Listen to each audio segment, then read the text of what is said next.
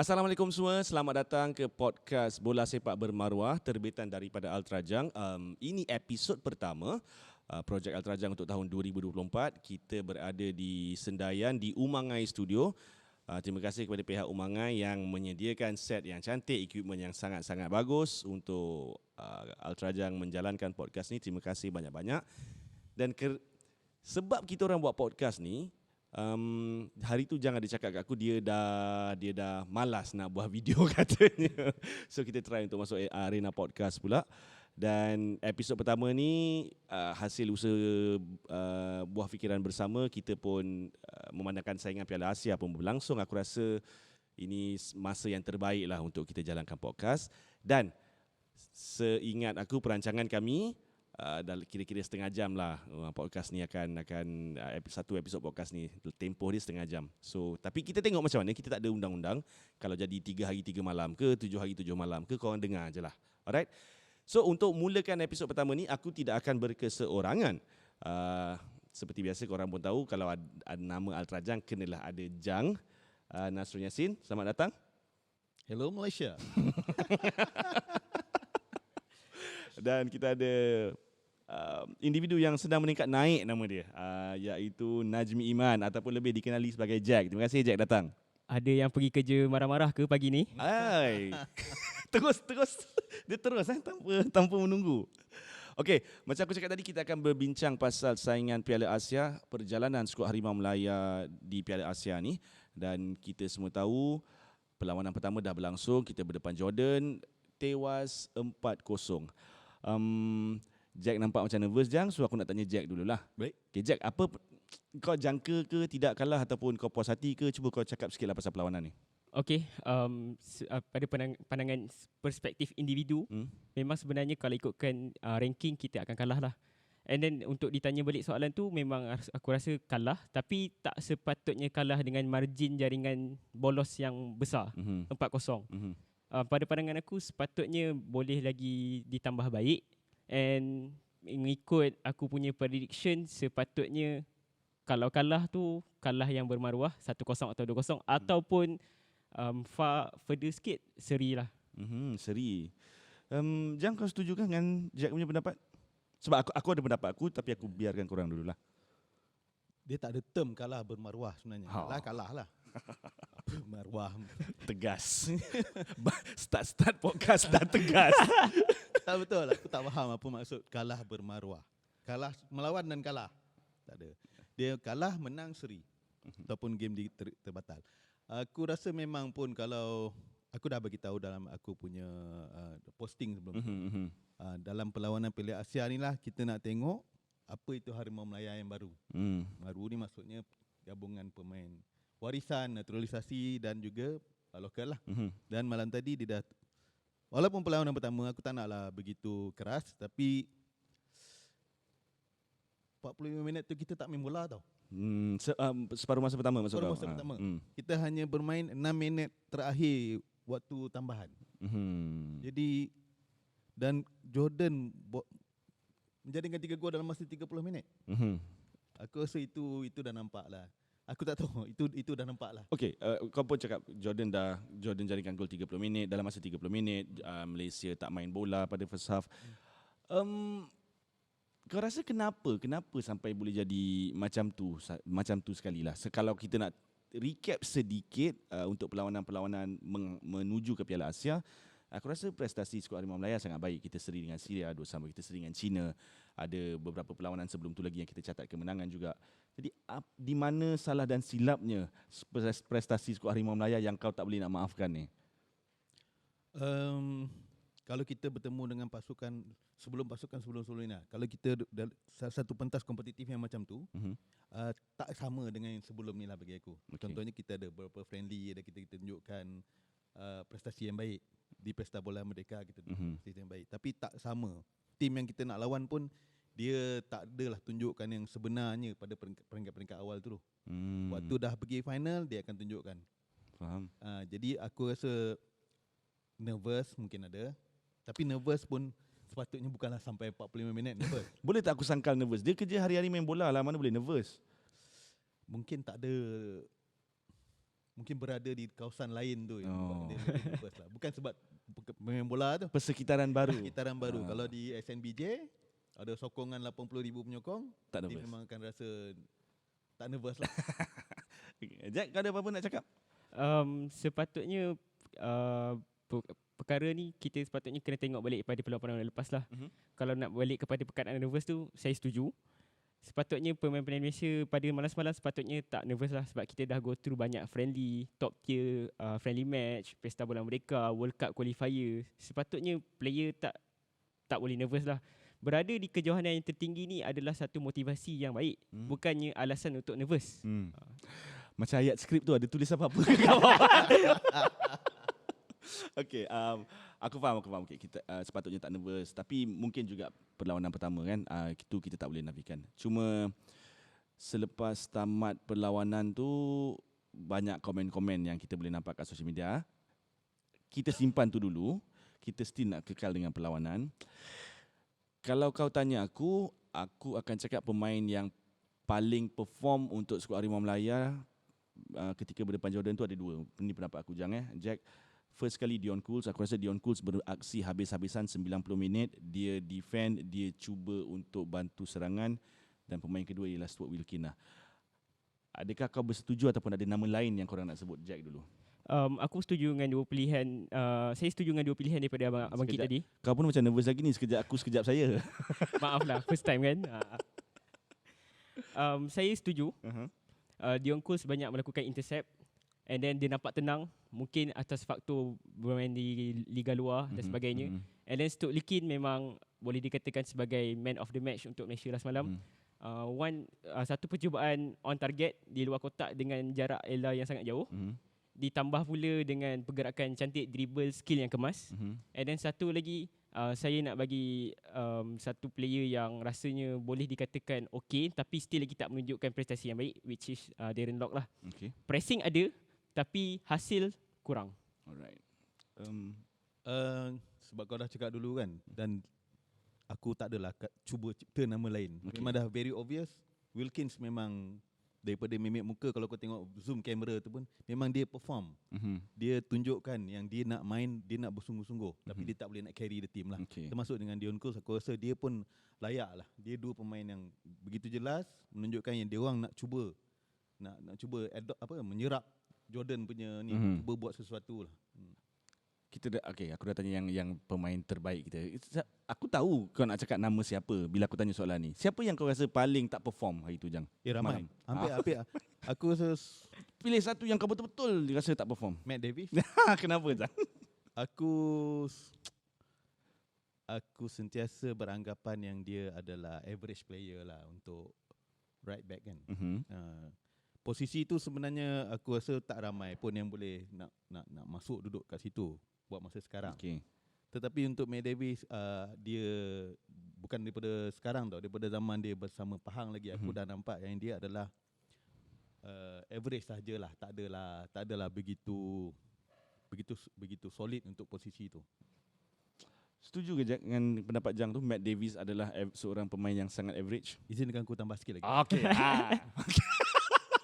Disclaimer. Okay, silakan Jang, silakan. Dan dia juga adalah kapten malam tadi. Betul.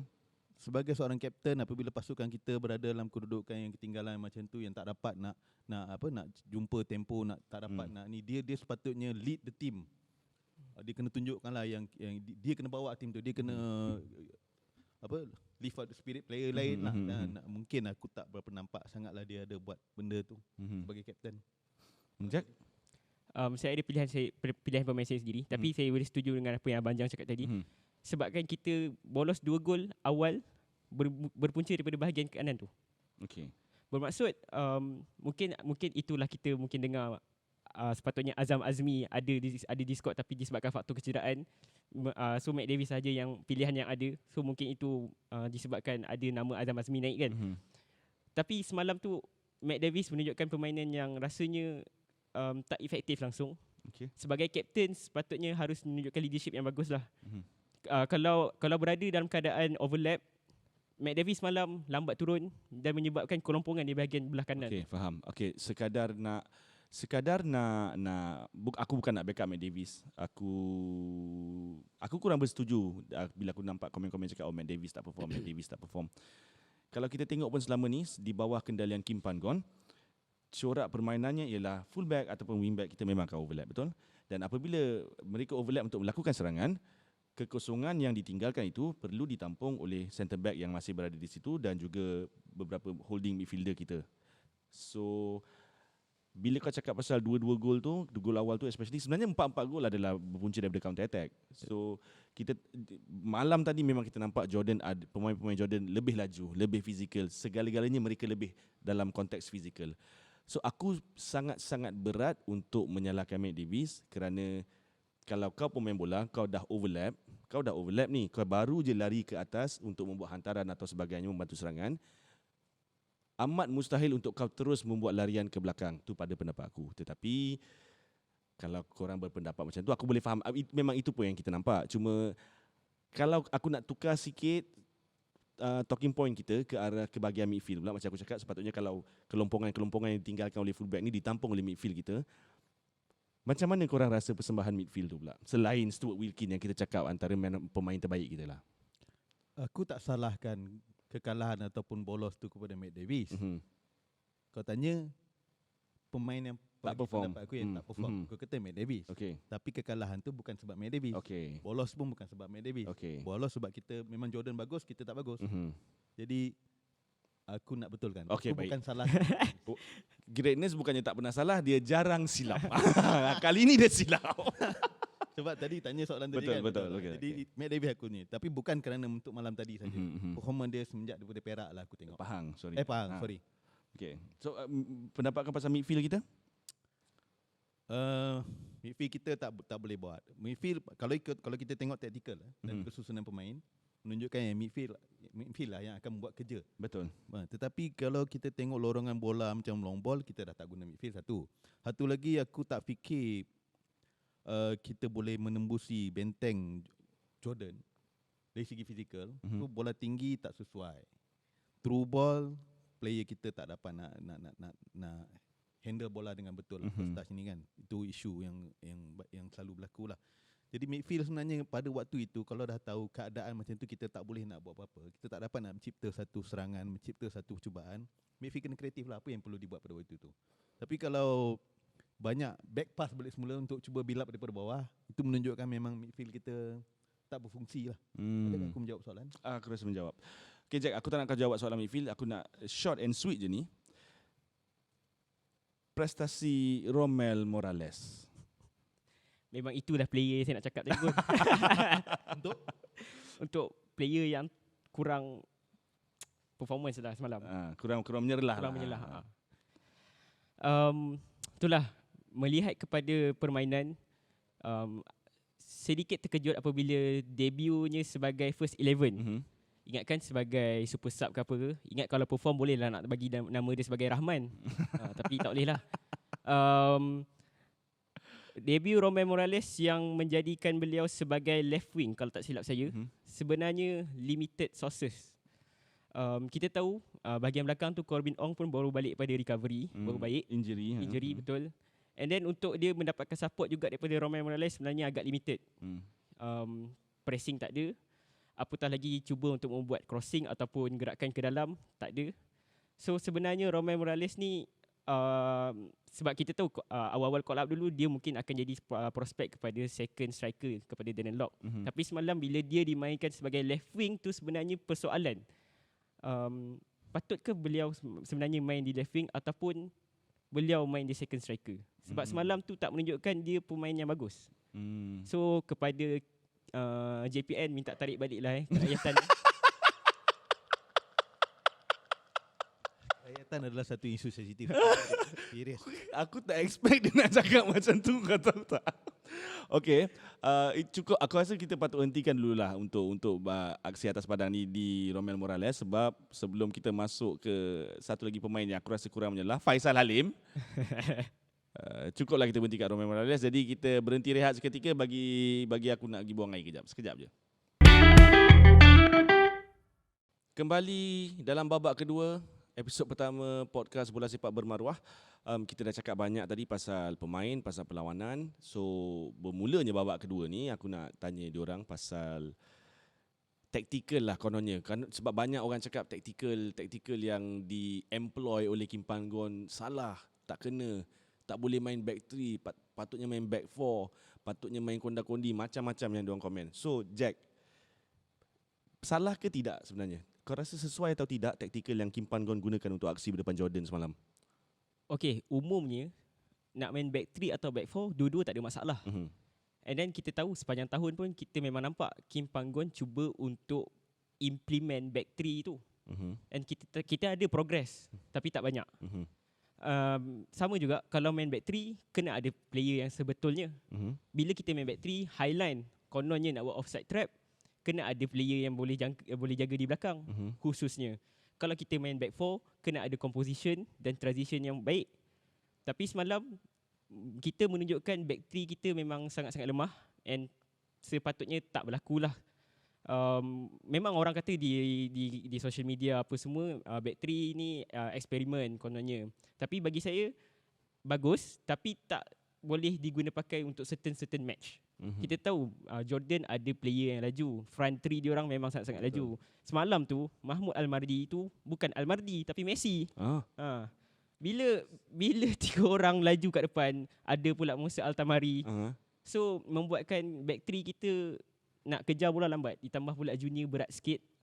So bila berbalik kepada formation tu, memang pendapat saya boleh guna back 4. Sebab kita tahu kalau guna back 4 kita ada front 3 yang boleh kawal midfield tu dengan lebih boleh buat exploit banyak lah. Boleh salur bola dan sebagainya. Untuk tactical pula, kita memang tahu Malaysia ni memang apa orang cakap memang expert lah dalam long ball, insyaAllah sampai ni. Aku risau podcast ni ada satu episod je, lepas tu kena cancel ni kan. Okay, teruskan. Tapi masalahnya bila long ball nak challenge dengan fizikal daripada play Jordan memang susah lah. Sebab kita tahu semalam Yazad Al-Arab semalam tu macam Carlos Puyol dah intercept bola. So dekat situ ada sedikit misconduct daripada KPG untuk implement certain tactical formation lah. Aku kalau tactical ni aku jarang sentuh lah sebab tactical ni terpulang kepada coach dia nak buat apa. Tapi aku masih teringat bila cakap pasal tu aku tiba-tiba teringat pada Ken Warden. Okay. Mendiang Ken Warden pernah berkata kan. Ataupun somebody lah nak ajar tactical macam ni. Kalau basic football pun masih tahan bola tak melekat, passing tak accurate, kejar benda-benda yang very basic ni kalau tak betul lagi, macam mana dia nak ajar tactical, dia kata. Bila kau cakap masa tu aku terus teringatlah kepada aku rasa Ken Warden. Aku pun rasa Ken Warden. Jadi Ken Warden. Adakah aku tanya kau, adakah masih relevan apa yang Ken Warden cakap tu? Untuk game malam tadi saja. Untuk game malam tadi, pendapat aku bahayalah. Aku pula yang kena jawab soalan. Aku rasa ada sedikit yang tidak kena pada babak pertama. Aku pun sebenarnya bersetuju bila korang cakap ada pemain yang gugup. Tetapi apabila kita meletakkan apabila Kim Pan-gon meletakkan Junior Estal di bahagian pertahanan, aku rasa itu satu perjudian, dan sebelum-sebelum ni perjudian yang Kim Pan-gon buat hampir semuanya menjadi. So sebelum bermulanya saingan Piala Asia pun aku dah cakap yang berdasarkan track record Kim Pan-gon bersama skuad Harimau Melaya, kita tak ada sebab untuk meragui keputusan dia. So bila aku nampak Junior Estal dalam senarai kesempatan utama, kemudian aku nampak Arif Aiman beraksi sedikit di belakang Faisal Halim, aku dapat rasakan ada benda tak kena, tetapi kita tak cakap lah sebab aku dah cakap kita kena percaya kepada Kim Pan-gon kan. Dan true enough lah kita dihukum. Aku tak rasa highline tu menjadi isu macam korang cakap tadi, sebab cara kita bermain memang perlu defend kita menolak sedikit ke atas. Cuma mungkin pemain kita tak sangka yang serangan Jordan begitu laju kot. Dan kalau aku nak tambah sikit pasal serangan Jordan, diorang tak ada buat gerakan-gerakan yang complicated pun. Tidak. Diorang hanya kepas bola kat aku akan lari tegak saja. Aku akan gunakan kelajuan dan kekuatan fizikal aku untuk menewaskan pertahanan Harimau Melaya. Dan aku rasa tu in fact diorang pun banyak long ball je. Ya. Betul. Dan aku tak panggil dia long ball, dia true ball.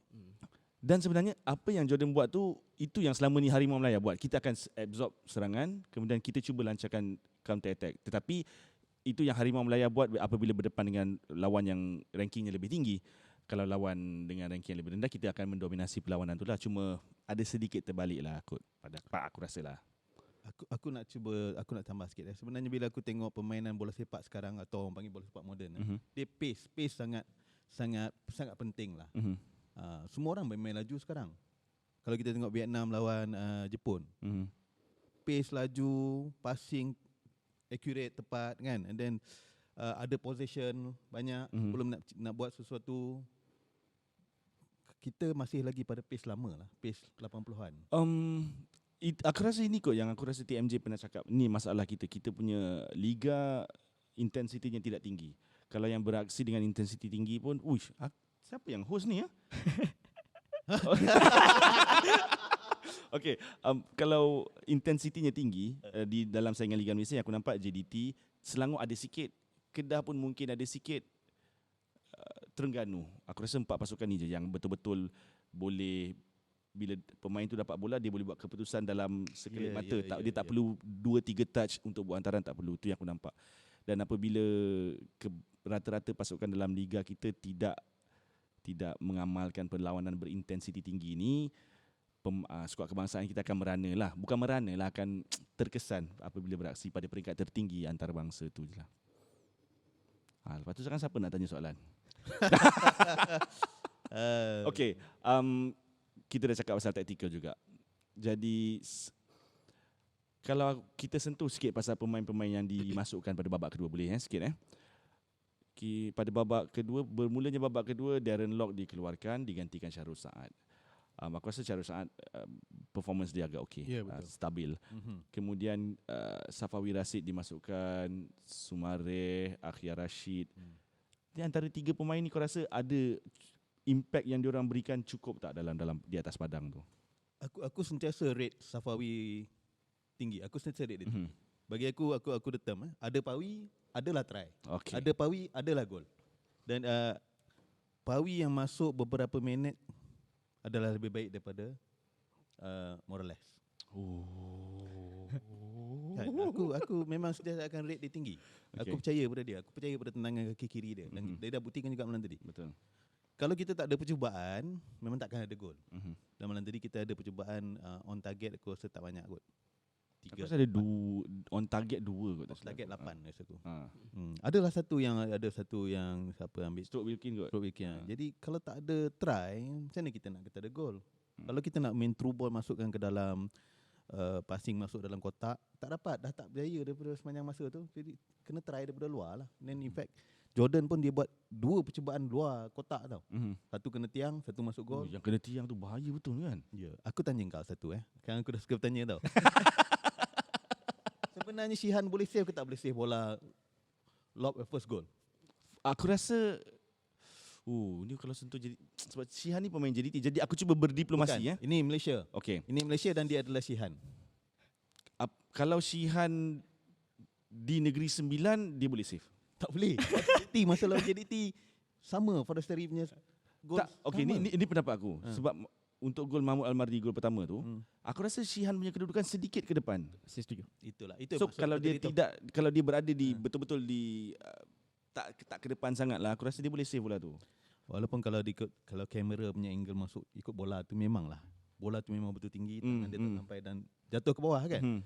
Tapi adakah lonjakan dia, kalau dia betul melonjak dengan lebih tinggi, posisi dia lebih betul, menutup angle apa semua, dia mungkin, ataupun kalau goalkeeper lain mungkin dapat selamatkan gol tu.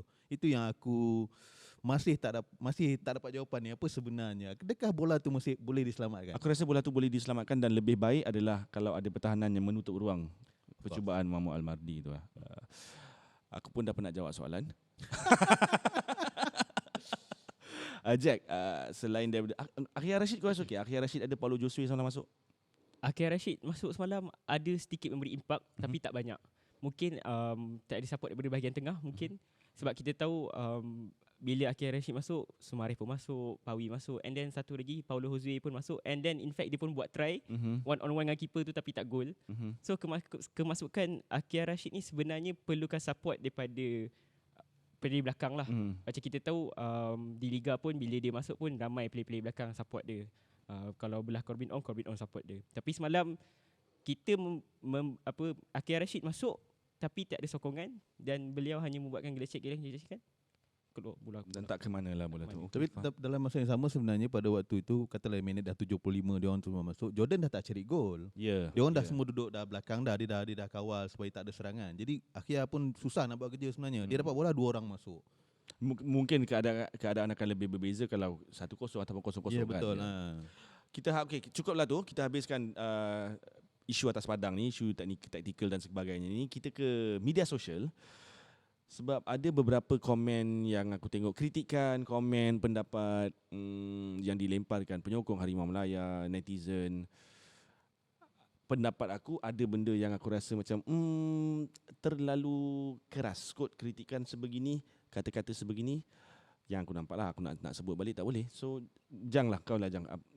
Okey ke tak kalau penyokong ni kritik melebih-lebih ni? Okey. Sebenarnya kan Plato Huish, kau tengok aku nak menunjuk kebijaksanaan di sini. Plato kan, filosofer Greek pernah berkata tau. Opinion ni adalah is the lowest form of human knowledge. Okay. Memang celaka Plato. Bloody hell Plato bila dia cakap macam tu kan. Is the lowest form of human knowledge. Okay. Opinion lah kita kan. So semua orang sebenarnya boleh bagi pendapat. Bak kata ada satu lagi term yang dia guna apa? Opinion is like an asshole kan. Pendapat ni macam lubang buntut Jack. Kau ada, dia ada, Semua orang ada. kan? Semua orang ada. Dan semua orang kata lubang buntut dia okey, lubang buntut orang lain yang busuk. Faham? Jadi itu benda tu Larry Flynn cakap tau. Larry Flynn cakap dalam filem Larry Flynn versus The People versus Larry Flynn, macam itulah. So semua orang akan ada pendapat. Dan pendapat dia sendiri pendapat dia betul. Pendapat orang lain kurang. Aku okey semua benda tu. Cuma dalam masa yang sama pendapat ni dia tak salah. Okay. Tapi tak semestinya betul. Tu dia sebenarnya. Itu Dia yang orang semua lupa. tak salah.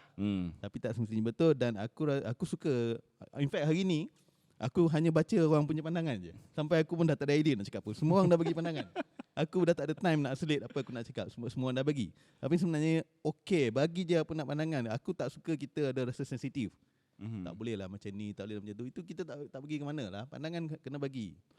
Ataupun sebenarnya komen-komen ni Jack, komen-komen yang netizen bagi, yang penyokong ni bagi, adakah sebenarnya mereka ada false perception yang sebenarnya dia orang ingat Harimau Melayu ni cukup bagus. Kalau kita pergi Piala Asia kita dah boleh layak round of 16, kita dah boleh pergi jauh.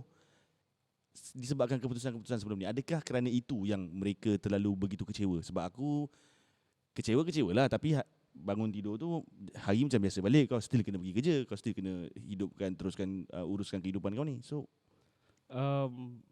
pada saya fans-fans yang terlampau macam memberikan segalanya. Sebab kita tahu kita semestinya nak yang terbaik untuk pasukan kebangsaan. Kita semestinya nak yang paling baik, yang paling bagus. In fact rasanya untuk 10 tahun ni ini adalah skuad kebangsaan yang paling baik kita pernah ada. Cumanya persepsi yang kurang bijak, sebagai contoh perbandingan player-player yang tak dipilih dan dipilih tu, dan ditambah pula dengan perbandingan daripada klub-klub liga. Bro, ini Malaysia tengah main ni, sabar sekejap. Oh, ada contoh yang macam main teruk sebab player daripada pasukan ni tak ada. Betul. Okey, faham. So disebabkan tu menunjukkan rasa pandangan tak salah macam Abang Jan cakap tadi. Pandangan memang tak salah dan tak semestinya betul. Tetapi untuk keadaan sekarang, untuk kau nak membanding-bandingkan player mana dari kelab mana adalah satu masa yang tak sesuai lah sekarang.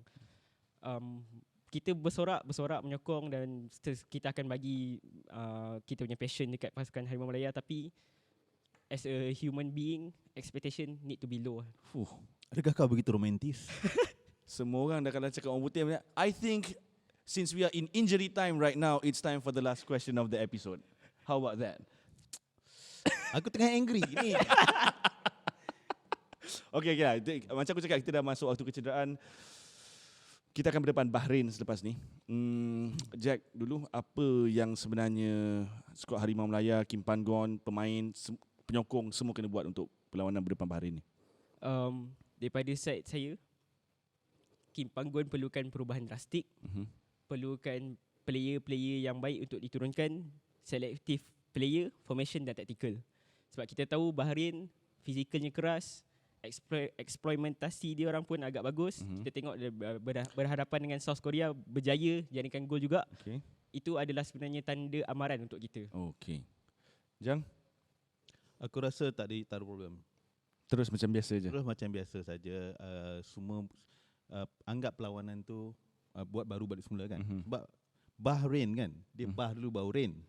Kita rain dulu baru bah. Boleh tak aku buat? Boleh tak aku buat joke bangang?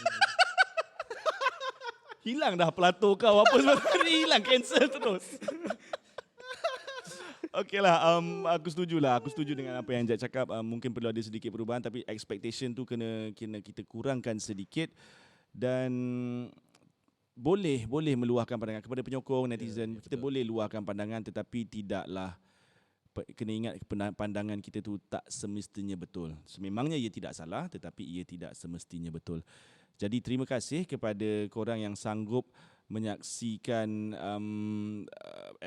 podcast ini, mendengar sampai habis untuk episod pertama podcast Bola Sepak Bermaruah. Kita ucapkan juga terima kasih kepada Umangai Studio sekali lagi kerana menyediakan studio bagi equipment ni semua. Kita sangat-sangat berterima kasih, sangat-sangat berbesar hati, sangat-sangat terhutang budi.